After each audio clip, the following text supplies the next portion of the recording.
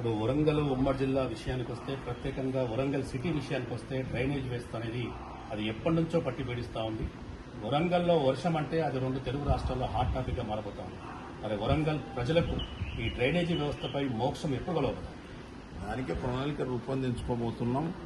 అప్పుడు మేము మంచినీటి సరఫరా సిస్టమ్ తీసుకొచ్చినప్పుడు పెద్దలు జయపాల్ రెడ్డి గారు ఉన్నప్పుడు మంచినీటి సరఫరా 1,75,00,00,000 కోట్లతో తీసుకొచ్చినాం. ఇప్పుడు కూడా అట్లాంటి కార్యక్రమాన్ని మేము తీసుకోబోతున్నాం. తీసుకుని మంచినీటి సరఫరాకు అనుసంధానంగా డ్రైనేజ్ సరఫరా ఉన్నప్పుడు ఈ రెండు నీరు బయటకు వెళ్తాయి. నీరు బయట వాడుకున్న నీరును బయటకు వెళ్ళగొట్టేటువంటి కార్యక్రమం జరగాలి. ఆ కార్యక్రమానికి రూపొందింపు చేసుకుంటూ పోవడం జరుగుతామని తెలియజేస్తున్నాం. అంతేకాకుండా ఇక్కడ ఉన్నటువంటి పర్యాటక కేంద్రాలు, అద్భుతమైనటువంటి కళాఖండాలు, అద్భుతమైనటువంటి మందిరాలు మన దగ్గర ఉన్నాయి, కళాక్షేత్రాలు ఉన్నాయి. వాటిని కూడా మనం అభివృద్ధి చెందింపజేసి వాటిని కూడా ఉపయోగించుకునే కార్యక్రమాలు చేస్తూ ఉంటాం. అదే రకంగా ఫోర్ట్ వరంగల్ కానీ, పవన్ పిల్లర్ టెంపుల్ కానీ, అక్కడ ఉన్నటువంటి రామపద దేవాలయం కానీ, అంతకపోతే మరి ఉన్నటువంటి జలపాతాలు కానీ ఇవన్నీ చూస్తే పర్యాటక కేంద్రం కూడా అభివృద్ధి చెందే అవకాశం దండిగా ఈ జిల్లాలో ఉంది. కాబట్టి ఈ జిల్లా అభివృద్ధిని కాంక్షించే రేవంత్ రెడ్డి గారు, ముఖ్యమంత్రి గారు ఇది తప్పకుండా ఈ జిల్లాకు అన్ని రకాల అవకాశాలు ఉన్నాయి, అభివృద్ధి చెందించేయాలని రావడం జరుగుతూ ఉందని మాట తెలియజేస్తున్నాను. కాకతీయ మెగా టెక్స్టైల్ అనేది గత ప్రభుత్వంలో పనులు కొనసాగినాయి. బట్ అది ఇప్పటివరకు కూడా పూర్తి స్థాయిలో కంప్లీట్ కాలేదు.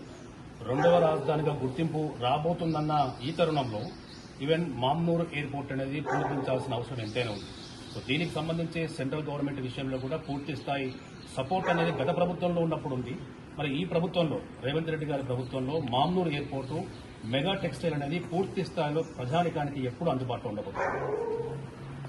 ఇది మెగా టెక్స్టైల్ పార్క్ మీరు ఆ గోడ మీద కనుక చూస్తే నా ప్రెస్ కాన్ఫరెన్స్ గోడ ఉంటుంది. అప్పుడే నేను 500 కోట్లతో టెక్స్టైల్ పార్క్ను, టెక్స్టైల్ ఇండస్ట్రీని మంజూరు చేయించడం జరిగింది.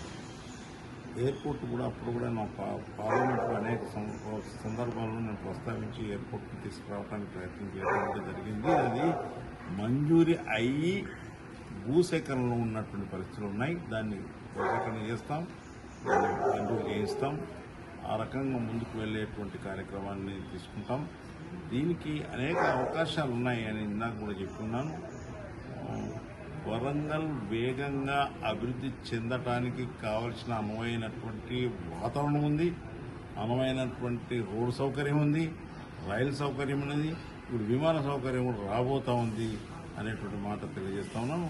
ఏదైతే మేము భావ ప్రకటన చేసి సైలెంట్గా ఉండటం కాదు, మేము చేతలు చేసి చూపిస్తామనేటువంటి రేవంత్ రెడ్డి గారు రావడం జరుగుతూ ఉంది. దానికి ఇది గవర్నమెంట్ ప్రోగ్రాం, ప్రభుత్వం బాధ్యతాయుతమైనటువంటి ప్రభుత్వాన్ని తీసుకోవాల్సిన చర్య. మేము ప్రభుత్వానికి విజ్ఞప్తి చేస్తూ ఉన్నాను. తప్పకుండా ఈ కార్యక్రమాలను చేపట్టి ఈ వరంగల్ జిల్లా అభివృద్ధికి తమ వంతు సహాయం ప్రభుత్వం చేస్తుందని నేను భావిస్తాను.